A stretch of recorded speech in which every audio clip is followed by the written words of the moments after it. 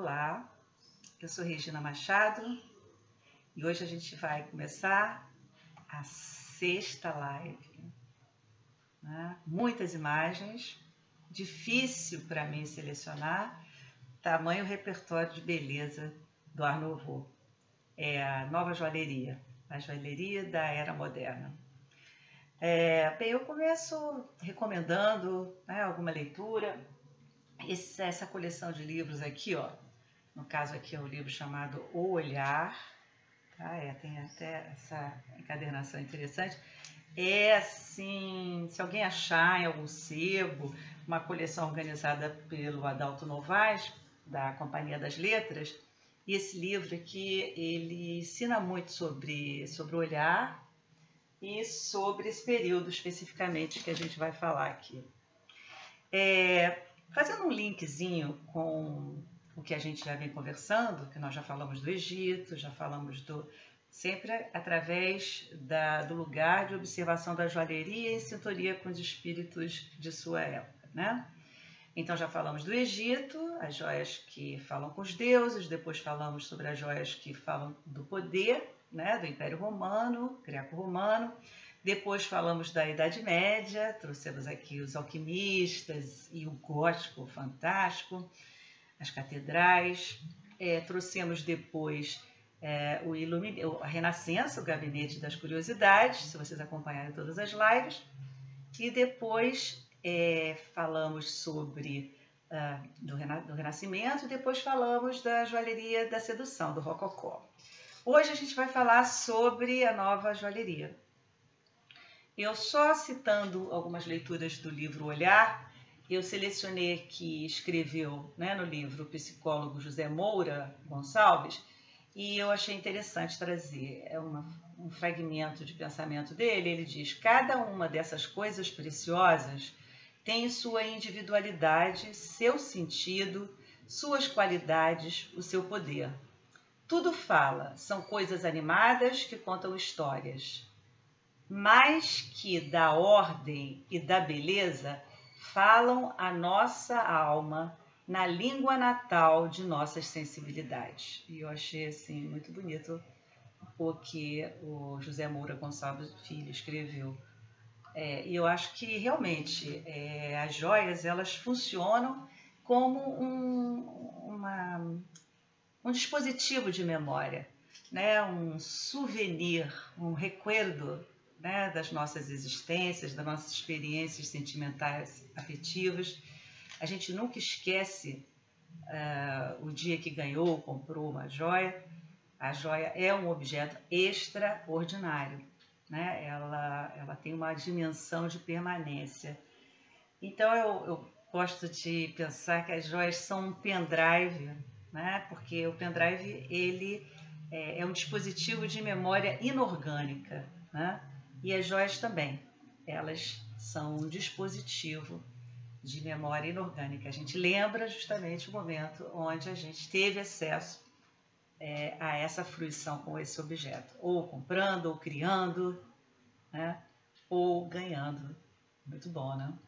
Bem, fazendo esse link que eu gosto de fazer com o que a gente falou anteriormente, porque eu gosto de trabalhar com essa questão de linha do tempo, com a continuidade, claro, observando as rupturas, mas olhando também do ponto de vista dessa linha, né? O Sérgio Paulo Rouanet, doutor em ciência política da USP, ou seja, a tal da Lei Rouanet, né? Na realidade é um pensador importantíssimo, né? O Sérgio Paulo Rouanet.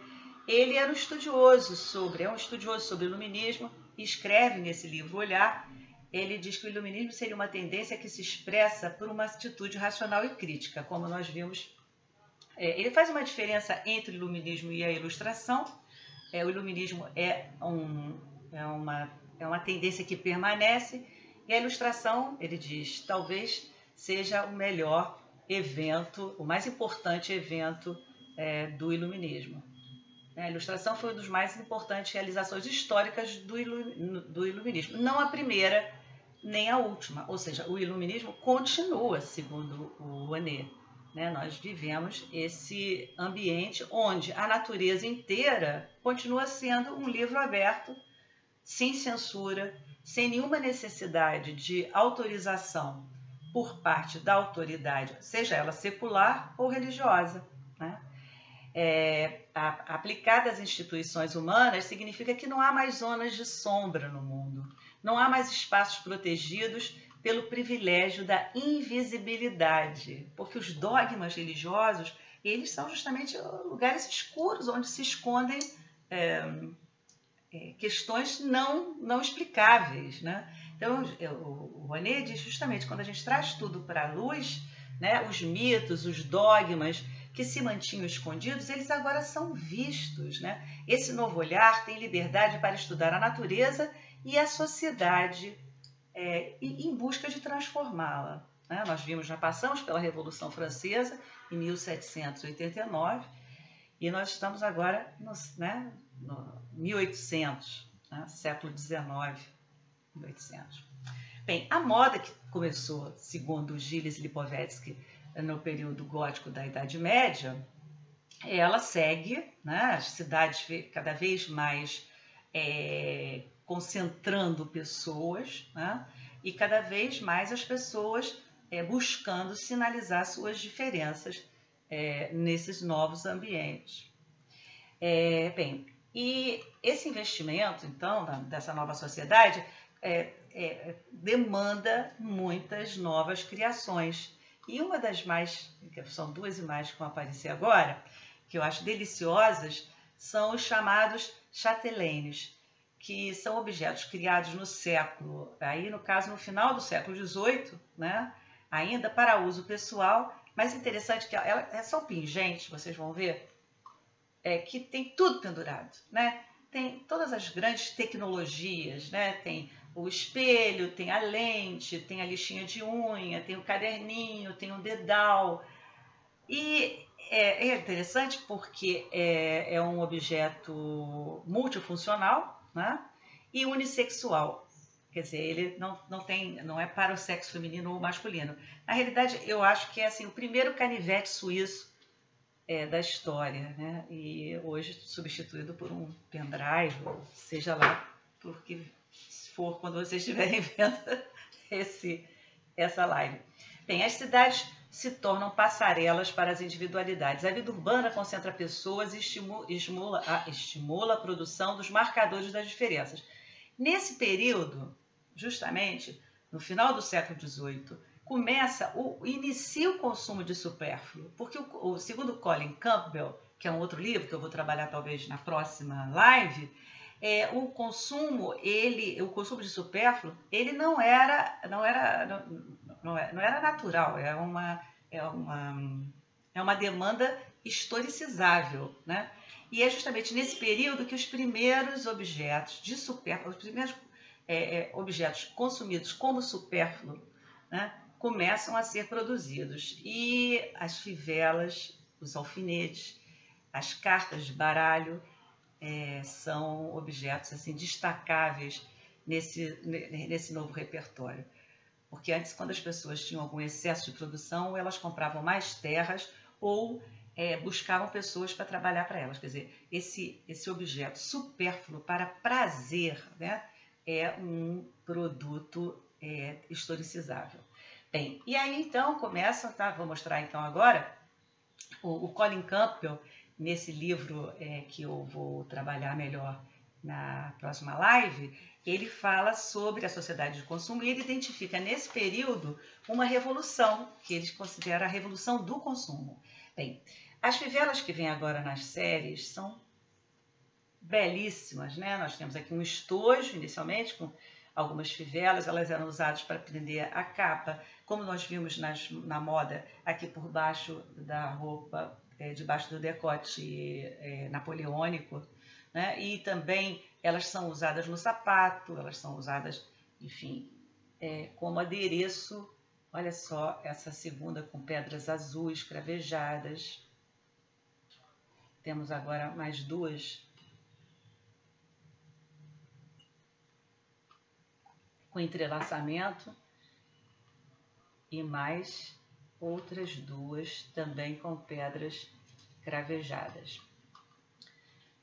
mais outras duas, agora aqui com fundo negro também, essa solução de entrelaçar. A gente vai começar a ver essa solução que parece assim, um movimento orgânico, né, dos galhos se entrelaçando, né, já é um vento do Art Nouveau, e essa outra aqui toda cravejada, bem luxuosa, essa segunda dupla aqui.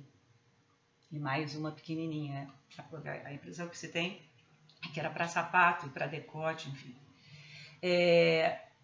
Saindo então dessa questão da moda, entro na questão da produção. O período é muito caracterizado pela mudança da forma de produção, que é a Revolução Industrial. Mais ou menos em 1851, em Londres, na realidade, quando tem uma data específica, é uma feira mundial, a gente pode afirmar, em 1951, na primeira feira mundial, o príncipe Albert, marido da rainha Vitória, abre o seu discurso da feira mundial. Era uma feira onde todos os produtores do mundo inteiro se reuniam para mostrar suas invenções e seus produtos. O príncipe Albert, ele inaugura a feira em 1851, acenando para uma nova utopia, uma utopia a partir do progresso tecnológico. O que mexe isso com o nosso objeto, sobretudo, né, com a joia? Com o término das corporações medievais, das guildas, né, onde tinha o mestre com os aprendizes, mesmo que o mestre fosse o profissional que concebesse a peça, que dominasse, né, todo o conceito da peça, todos os aprendizes estavam ali participando da construção, estavam entendendo o que eles estavam fazendo. Né? Eles sabiam que, apesar de eles estarem fazendo aquela argolinha entrava naquele colar, que era uma encomenda, que tinha esse e esse aqui sentido. Né? Então, com a quebra disso, os artesãos então, nesse período, eles dominavam o processo da criação até a execução final, com a perda, porque as joias passam, então, também a serem feitas a partir de um processo fragmentado da produção industrial. E o que aparece é que, ao se fragmentar, se cortar em pedaços para a Revolução Industrial, ela utiliza um pensamento racional e lógico.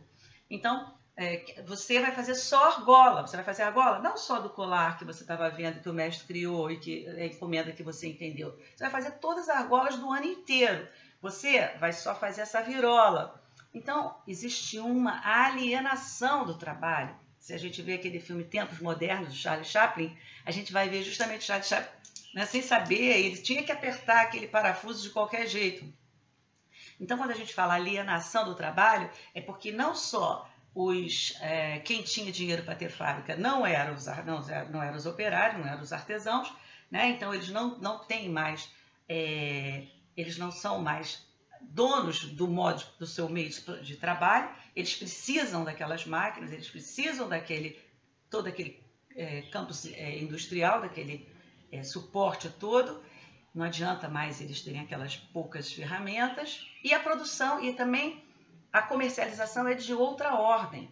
O número de consumidores, porque se a gente vê esse período todo, o número de consumidores aumenta também, porque a gente viu que as cidades aumentaram, que com a Revolução Industrial novos lugares nessa sociedade aparecem, então novas necessidades e um novo tipo de consumidor aparece. Né? Então, a ruptura do fazer tradicional é testemunhada por uma mudança na estética da época e marca o chamado estilo, então, vitoriano, que tem a ver com a Rainha Vitória. O nome é uma referência à Rainha Vitória. É um período, a Rainha Vitória, que se inspirava muito nos romances, na literatura, na história, influenciava o gosto romântico dominante do período.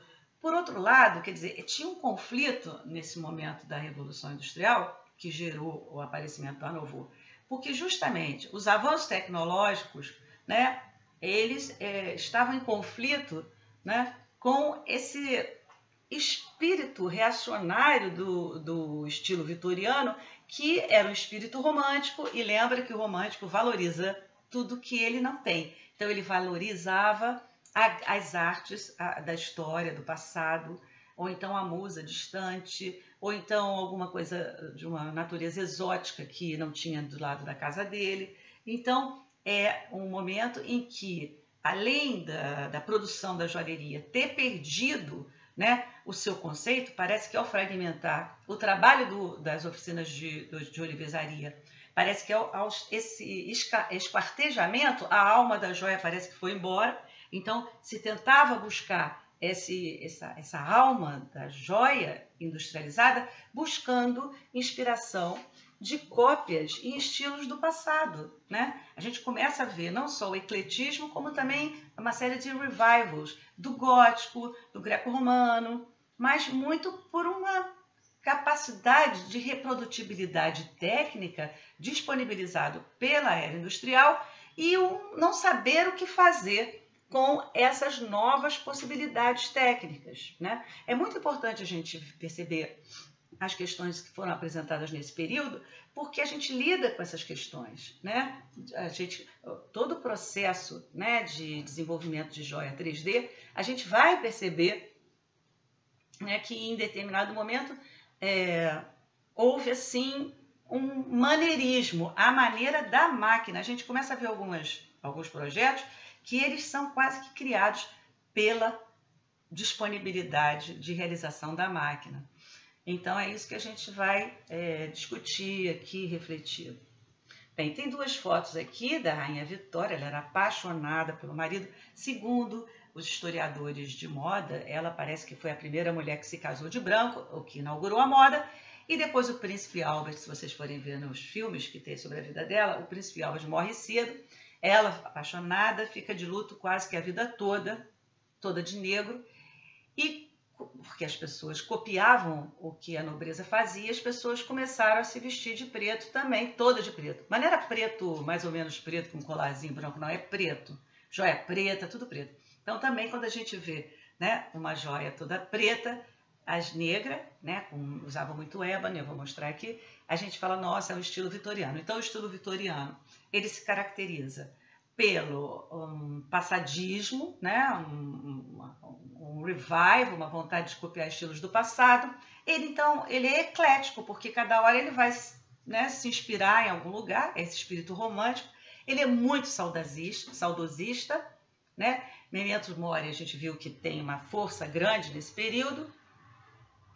E também ele é sentimental. Ele é apaixonado pelas pessoas, ele mostra a todos os sentimentos. Aqui, depois da Rainha Vitória e das duas fotos dela, tem um anel, um bracelete. Estou vendo aqui a correntinha. Que tem eu já tinha mostrado no Gabinete das Curiosidades, mas que a gente vai ver bastante aqui, bastante nesse período vitoriano, que é o uso de cabelo do ser amado. Então, existiam, inclusive eu falei na live número 5, pessoas dedicadas a fazer esse entrelaçamento para que ficasse tudo bonitinho, né? Aqui a gente tem um cachinho muito delicado. Do lado nós temos um par de brinco inspirado no estilo greco-romano, quer dizer, um revival do revival do revival. Bem, nesse período a Inglaterra estava totalmente à frente dessa produção industrializada.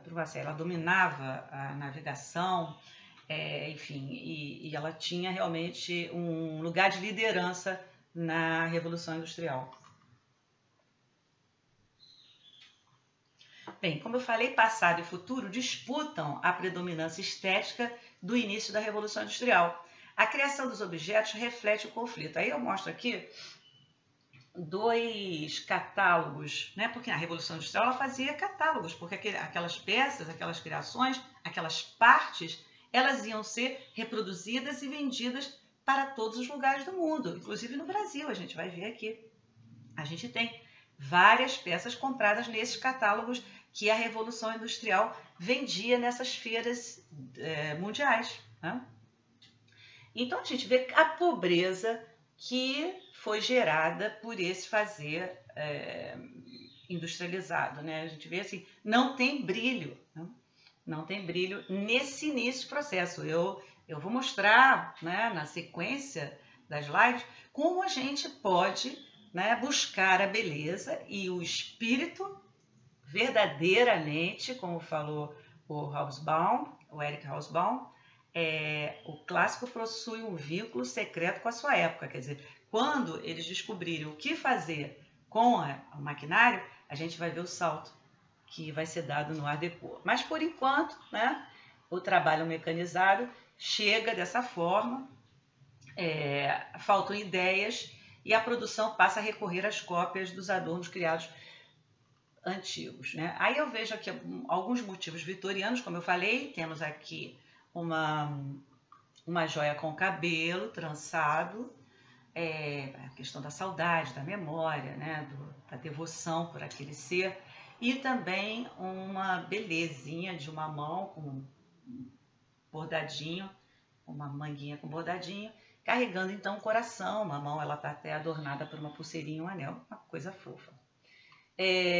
Mas aqui, voltando, indo adiante, temos mais duas joias, inclusive uma tem escrito sobre memória com cacho de cabelo, absolutamente bem executada a peça, e do lado também uma joia com o metal oxidado, que já é uma característica do negro vitoriano.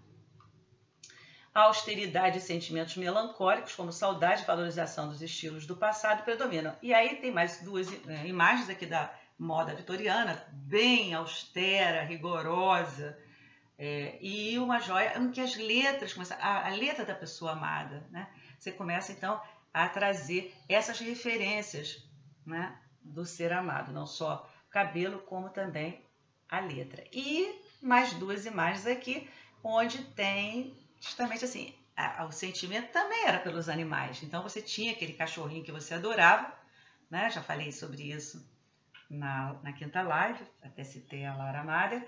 E aqui esse cachorro foi pintado, né? Para poder, é uma paixão esse cachorrinho.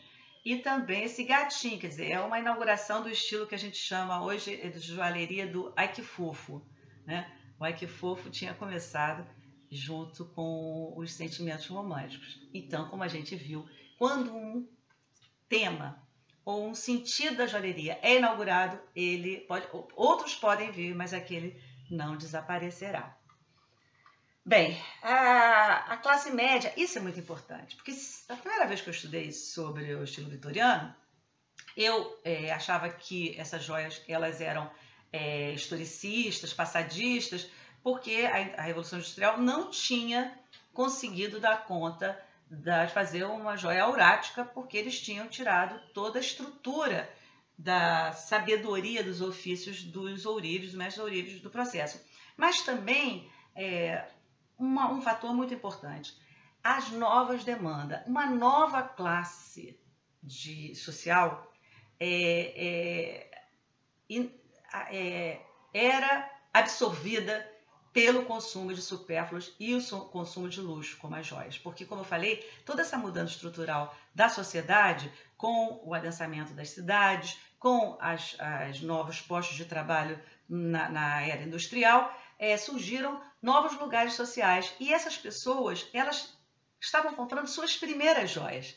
E elas não tinham joias de família, era a primeira compra de joia. Então, o que essas pessoas desejavam, as pessoas que nunca tiveram joias, é que a joia se inspirasse na grande arte, nas joias que elas já tinham visto das pessoas da corte, né? Não seriam elas que iriam inovar, né? E fazer e apreciar uma joia industrializada.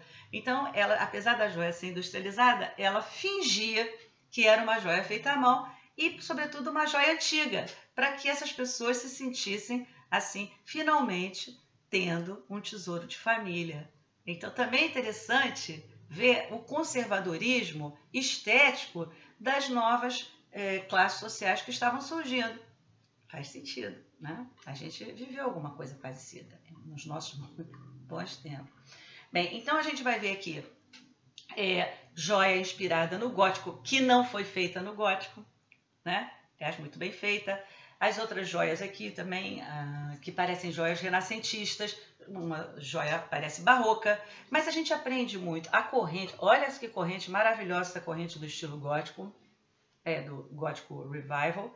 E olha, vamos prestar atenção nessa solução de corrente aqui, onde tem essa sereia, né, com um cupido, como essas duas correntes, com um prendedor que sobe depois, como isso é bom, né? Do lado a gente vai ver aquela estrutura, olha,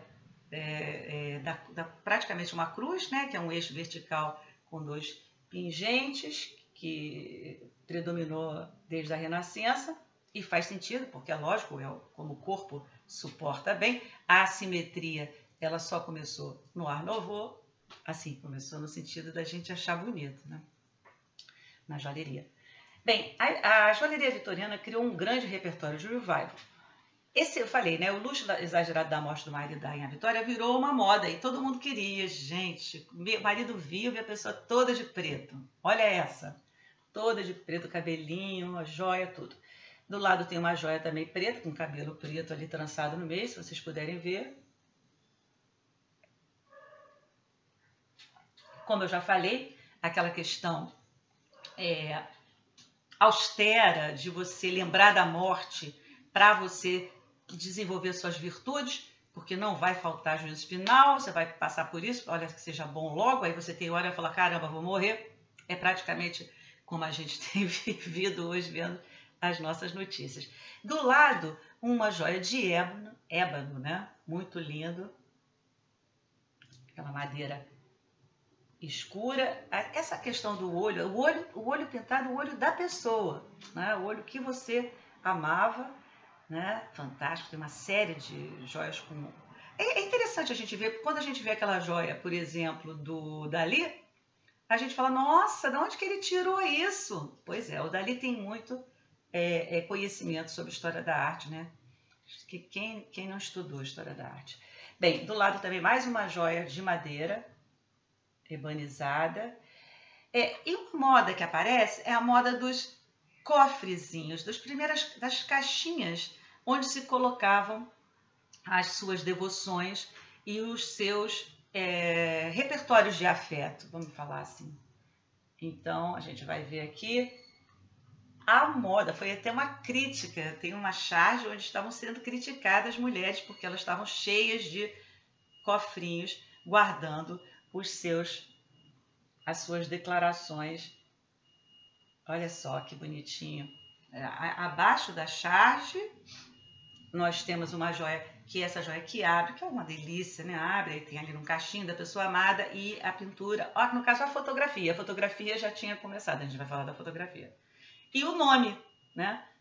A outra joia é um bracelete e tem como pingente a cruz, tem a âncora, né? É o cristianismo, e o coração, e, enfim, muito bem realizado, também com esmaltação. E aqui algumas peças desse processo industrializado. Quer dizer, para fazer esse tipo de coisa, funciona muito bem, porque é uma reprodução e você vai customizar a partir do que você vai colocar da sua devoção e da sua preferência. É altamente customizável, né? Bem, o 19, então, é o século do ecletismo, mudanças profundas acontecem na sociedade. Nesse início de século, estimula a fragmentação temática do estilo. Eu já falei, só que eu vou mostrar dois ecléticos aqui que são muito estranhos mesmo. Eles são inusitados, vamos chamar assim. Tem sabe, a pessoa realmente pegou todos os estilos e misturou num broche. É esse broche aqui que, assim, misturou tudo, né? É o super eclético. E ele fez esse broche, me parece um broche de decote, aqui onde tem de tudo um pouco. E estamos começando a chegar no ano da liberdade criativa, dos impressionistas, dos poetas, dos críticos de arte, enfim, dos poetas mesmo, dos dandies, dos flaneurs. E aqui, então, e do absinto, né? Talvez alguém tenha tomado absinto, porque esse brinco é uma loucura. Então tem uma mosca, depois tem uma cabeça empalhada de pássaro e uma franja de ouro. Porque essa época da Belle Époque é tudo o contrário. Acabou aquela austeridade da Rainha Vitória e a gente entra numa época que troca o rigor pelo glamour, né? A austeridade pelo mundanismo. e os adornos ganham a aura do luxo e da inovação e do hedonismo mesmo, assim, né? Porque não é mais aquele hedonismo rococó da corte, é um hedonismo mundano, das cidades. Então, olha só o tipo de cena que a gente vai começar a ver, né? O nosso olhar vai começar a ter experiências diferentes a respeito da natureza, da vida social das pessoas. Inventivas, as peças vão expressar os desejos de mudança do período que acontece justamente nessa virada, nesse século XIX. Bem, a Belle Époque, as joias da Belle Époque, elas têm como característica, eu acho que, sobretudo, o hedonismo, né? A sensualidade, mas elas são bastante mecanicistas. A gente vai olhar aqui, ver direitinho o que é isso. É experimental, se experimenta tamanhos e articulações e visuais. Elas querem um impacto visual para a vida na cidade. Então, temos aqui a rainha Alessandra, que já adorava, inclusive parece que ela adorava a ametista e ela usava bastante peças no pescoço. Tem uma história de que talvez ela tivesse tido alguma cicatriz aqui, enfim. Mas é totalmente outra estética. E a joia mecanicista, a gente tem um conjunto fantástico aqui. Então tem todas essas articulações, né? Ela tem um cravejado, ela é bastante cravejada, mas ela tem ela é bastante aerada e ela é bem articulada. Então tem um mecanismo que funciona muito bem. Aí nós temos aqui as imagens das musas da época, a gente vai ver como que o colar veste, a gargantilha veste pelas articulações perfeitas no pescoço. E as atitudes totalmente diferentes da atitude da Rainha Vitória. Então a gente vai ver aqui, eu mostro mais um pouco a silhueta da moda e mostro uma pintura do Toulouse-Lautrec, que vale a pena pesquisar. O Toulouse-Lautrec é realmente um grande artista e aprender muito com ele, com as cores e com tudo que ele pintou e retratou da nossa história. Mais um pouco de joia da Belle Époque. Assim, esse veludinho preto aqui no pescoço era uma solução também popular na época. Tanto a dançarina do Moulin Rouge usa, como a gente vê nessa joia aqui da Belle Époque, uma solução que você tem a flexibilidade do tecido com adereços de ouro ou platina e diamante. Bem, o impressionismo. Olha, é tão interessante, a gente aprende tanto quando a gente lê um pouco e observa o impressionismo. Porque esse quadro que eu estou mostrando agora, onde a Olympia tem lá o lacinho preto também, e tem joias, está absolutamente nua, mas com uma joia, com um chinelinho de época, e o lacinho, uma flor, está recebendo flores. Tem um gato preto aqui que nunca dá para ver direito, mas tem, que está se assustando, ou seja, está todo mundo olhando para o observador. E ela está nua, mas é totalmente um nude, porque porque até então tinha a arte pintava figuras femininas e masculinas sem roupa, mas não eram pessoas comuns, eles eram alegorias, eram deuses, era Diana, era Eros, era o Cupido. Então aquilo ali passava, né? Passava. Mas aqui não. O Manet, né? Que ele tem o Manet e tem o Monet. O Manet é mais antigo que o Monet. Ele inaugurou esse olhar que depois a gente acabou chamando de impressionista. Mas o que eu acho incrível é que esse quadro, eles, os impressionistas, nos ensinaram tanto que o nosso olhar aprendeu que esse é um quadro absolutamente que não há nenhum estranhamento, né? Não só na questão moralista, não, dela estar nua e olhando para a gente, encarando a gente com os elementos de época, ou seja, é uma mulher de época que talvez tenha conhecido o observador em algum dos cabarés. Não, não é isso. é também porque esse quadro, os críticos disseram que o Manet tinha que desistir da pintura porque ele tinha até algum problema na visão, porque ele pintava tudo errado.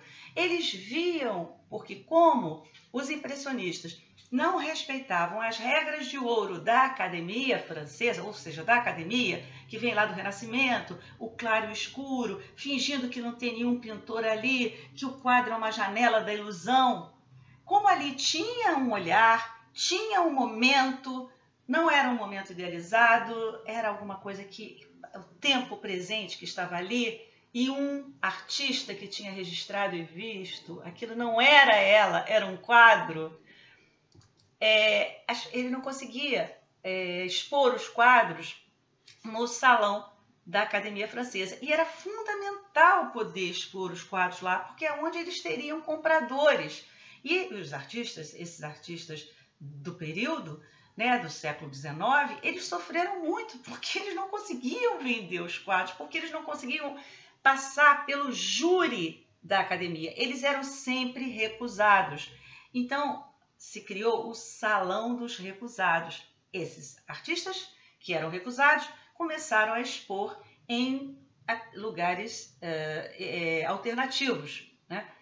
Um dos salões que eles conseguiram expor era no salão de um fotógrafo da época, um fotógrafo, uma tecnologia absolutamente inovadora, né? Que era a fotografia, que se chamava Félix Nadar. Então, esses artistas, eles expunham, eles tentavam fazer exposições paralelas à grande exposição.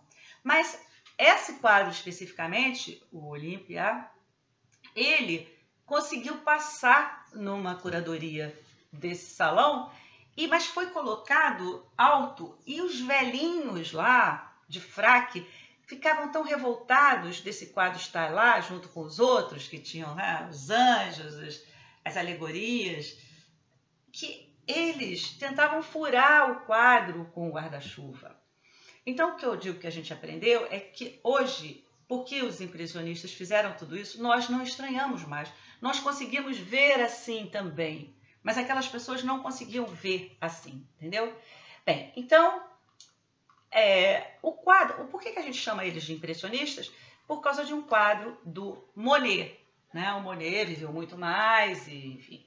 E ele fez esse quadro, que aqui se chamava Impressões ao pôr do sol, em 1872. E, para debochar deles, os críticos falaram os impressionistas, porque o nome desse quadro era Impressão. Bem, não dá para falar tanto assim do impressionismo, mas eu queria que a gente notasse a mudança de olhar. Porque nessas dois quadros que nós vamos ver agora, do Degas, ela está bebendo absinto, o nome do quadro é Absinto, né? Que é justamente teor alcoólico 87, enfim, era um mundo de muita experiência e inovação, quase que pré-Woodstock, assim, E esse corte em diagonal da abordagem dos artistas já era fruto desse olhar que veio da fotografia, porque você vê no quadro, é uma diagonal, quem está posando no meio com aquela simetria, tem pedaços da mesa que não é como se fosse uma fotografia, assim como a bailarina do Degas também, que é como se fosse um registro fotográfico. É esse olhar, né, que a fotografia inaugurava, sobretudo, né, nos artistas de vanguarda como Nadar. Se vocês tiverem interesse, procurem pesquisar um livro sobre as exposições do Nadar, que são fantásticos. Inclusive, Dom Pedro II, era amigo de Nadar,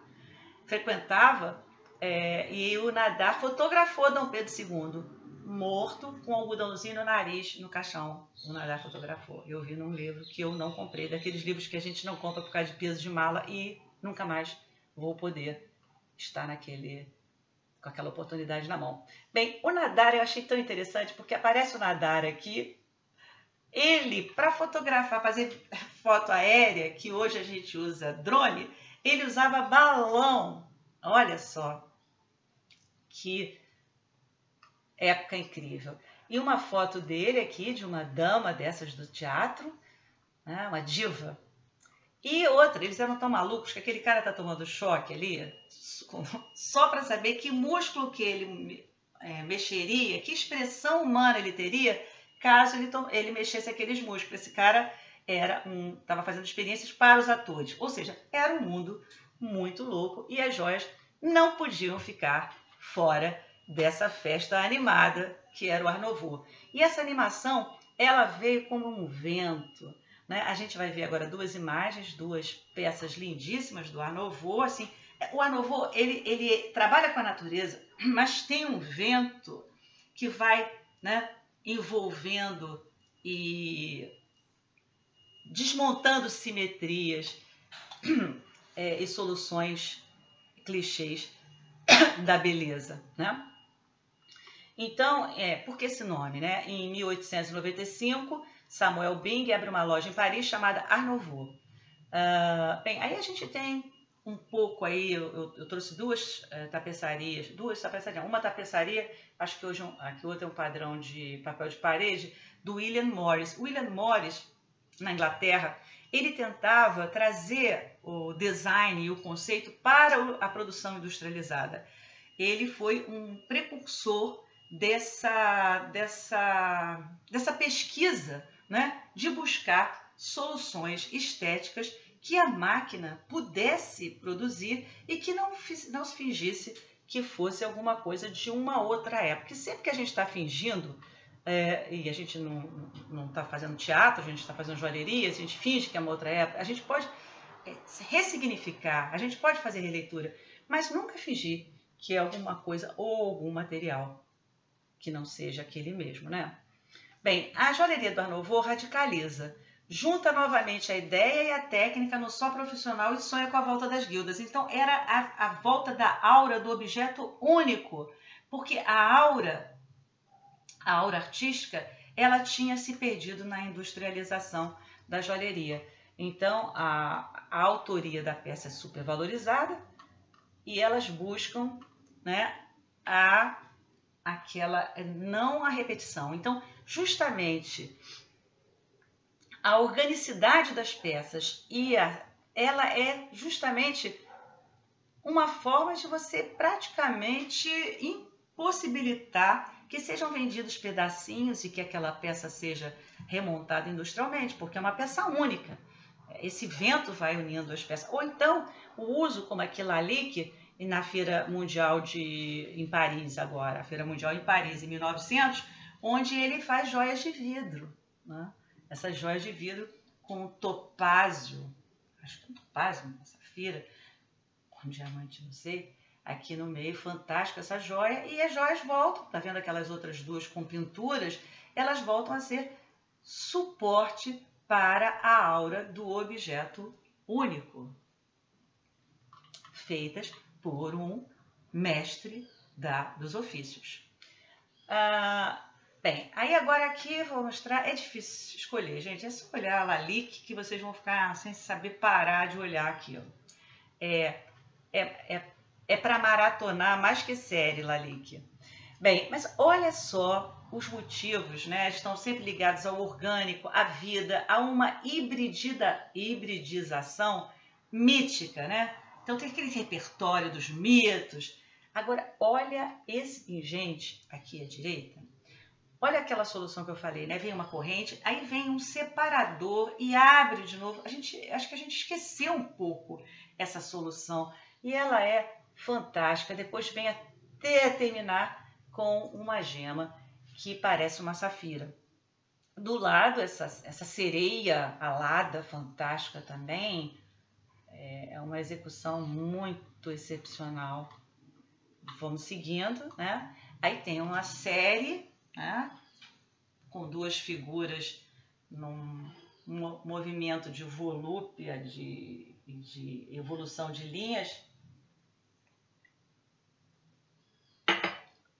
E as opalas, né? Porque eles se interessavam, sobretudo, pelas pedras únicas, incomuns. Uma opala nunca é igual à outra, né? Então, tinha uma preferência boa aqui pelas opalas, tá vendo que opalão lindo? E do lado também fantástico, esmaltação. E mais uma vez aquele separador, aquela solução ali nas duas correntes, com um separador, com inclusive um pingentinho e seguindo duas peças que vão finalizar depois no final. Mas finalizando essa figura inacreditável esculpida desse ser fantástico do Lalique, né? Essa é uma joia icônica, né? A gente não vê e nunca mais esquece. Cada pedacinho dela é um aprendizado. Tem até a turmalina ali, Paraíba, parece. Bem, pelo menos na cor aqui da foto. Bem, essa figura feminina, ela é idealizada totalmente. E aí tem uns cartazes do Mochá, que é um cartazista que tem uma beleza. Ele era um design gráfico da época e ele fazia essas figuras de mulheres, tanto para embalagens de produtos, como também para cartas relativas às estações do ano. Assim, é difícil escolher a figura mais maravilhosamente encantadora do Mochá. Eu trouxe alguma aqui e trouxe uma joia do lado. Olha como é parecido, aquele vento que vem, o cabelo que voa, né? E mais aqui uma série com duas joias e mais um cartaz do Mochá. Então, vocês estão vendo o vento, né? Nada para no Art Nouveau. É a joalheria do deslumbramento, do sonho e das mais fascinantes criações. Aí a gente segue aqui com essa questão da natureza exótica. Esses são os mitos, é o exótico, né? É o que é absolutamente imaginado e idealizado.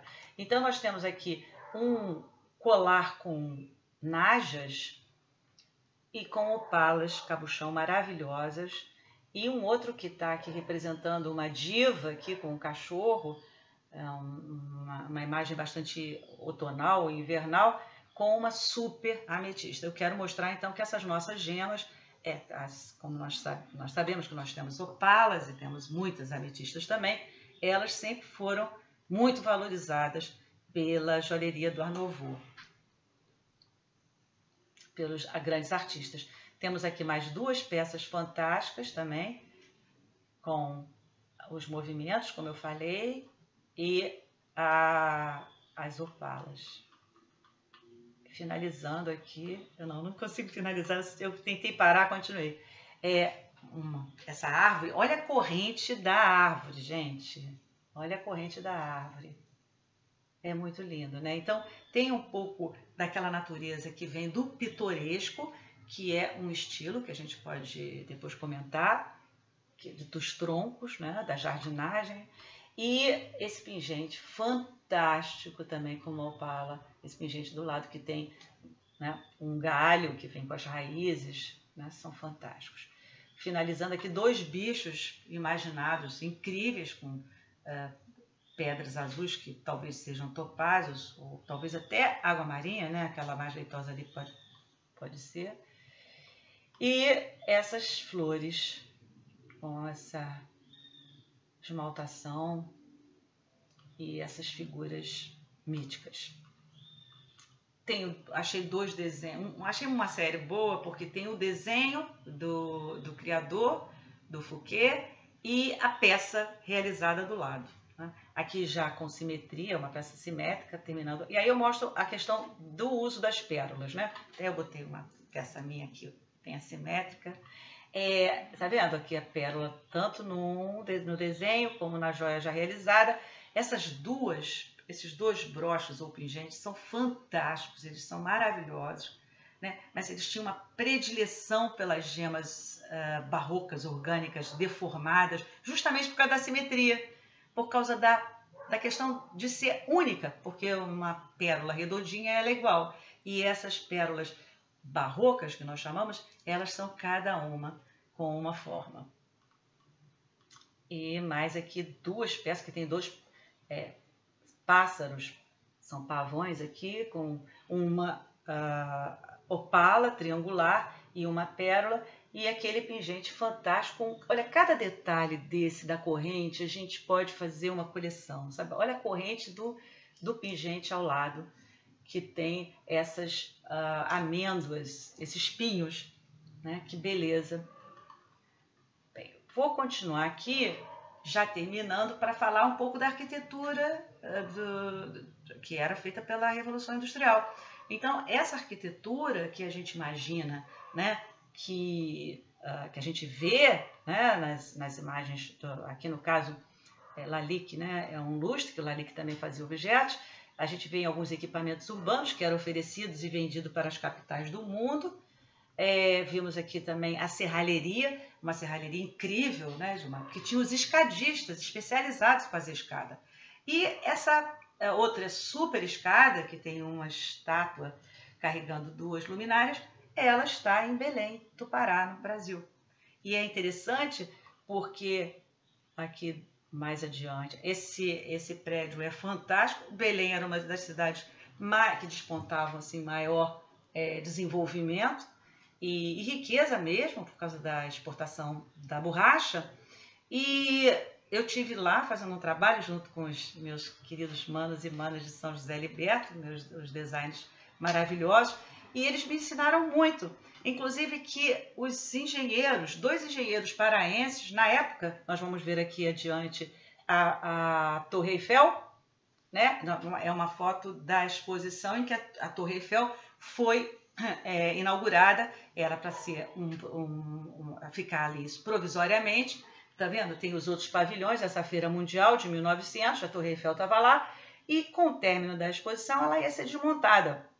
E 2 engenheiros paraenses que estavam em Paris estudando, na realidade eles estavam estudando na mesma época que Pereira Passos, aqui do Rio de Janeiro, estava lá estudando.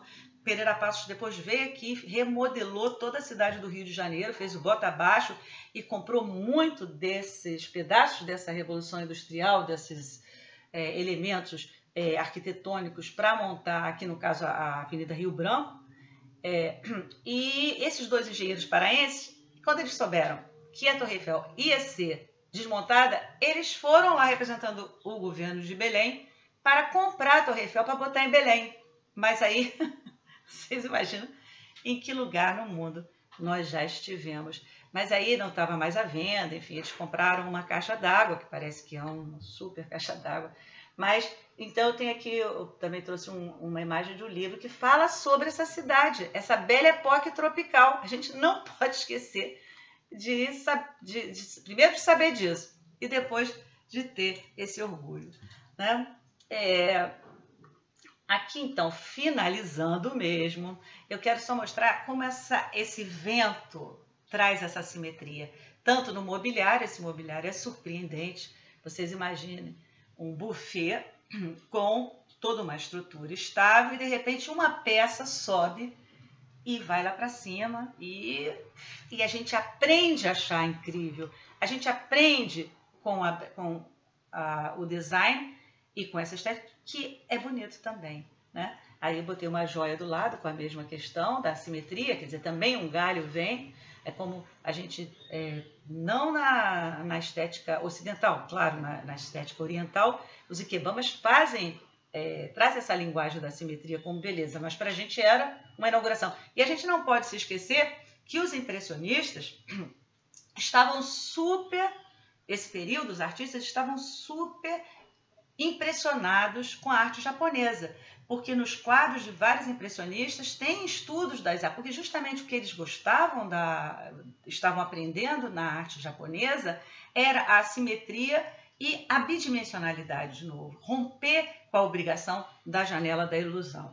Mas então a gente já vê aqui alguma semelhança entre esse assimétrico e com o passar do tempo tem duas mesinhas em que a gente vê que aquele movimento orgânico, ele que vai simulando a natureza, ele vai se tornando abstrato, né? A gente já vai conseguindo achar bonito não só a simetria, como não ter nenhuma florzinha, não ter nenhuma folha, é um movimento, né, do ofício, do saber humano que faz aquela mesa e a gente acha incrível e flui com ela, assim como, né, nesses 2 pingentes, né, um não é abstrato, né, mas ele enfim, tem um enigma nesse pingente, as peças todas para baixo, né, e o outro do Henri van der Velde, que é de 1900 e que assim, é o vento, sabe? Não é nada que você esteja sendo representado, é uma ideia. Então é essa ideia que fica aqui no final da live. Eu espero que vocês possam acompanhar, eu espero as perguntas. Nós estamos no final do nosso desafio, né? Eu estou muito feliz de estar chegando aqui no Art Nouveau e espero vocês na próxima live, onde a gente vai tratar da modernidade, do Art Deco. Tá? Tchau. Quem puder, permaneça em casa. É muito importante saber que vocês estão bem e que eu também posso estar aqui contando com um encontro futuro que nós todos teremos e nos abraçaremos com certeza. Tchau.